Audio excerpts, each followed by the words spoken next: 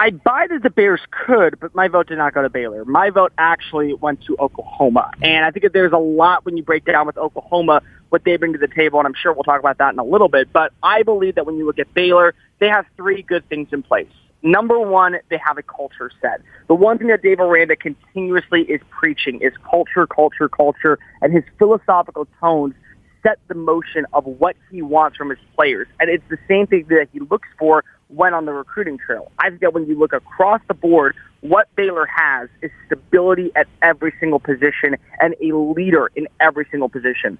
The number two thing is that they have figured out their quarterback position before the start of the year by naming Blake Shapen, the kid who set a Big 12 record with an 82.1 completion rating against Oklahoma State in the Big 12 title game.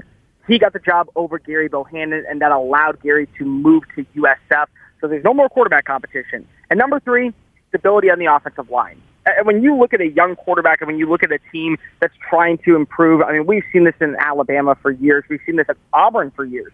The stability of an offensive line does wonders for a quarterback. It does wonders for an offense. It does wonders for a running back. And this is an offense that loves to run the football. And they're going to, even though they lost their two lead runners in Abram Smith and Travis Ebner to the NFL draft.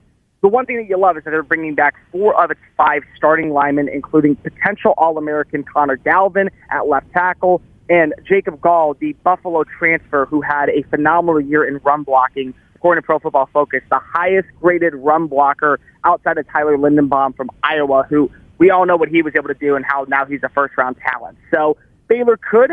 I think the biggest question is how do you replace the production at the receiver spot? How do you replace the production of an All-American do-it playmaker in Jalen Petrie? How do you add in a great cover safety such as J.T. Woods?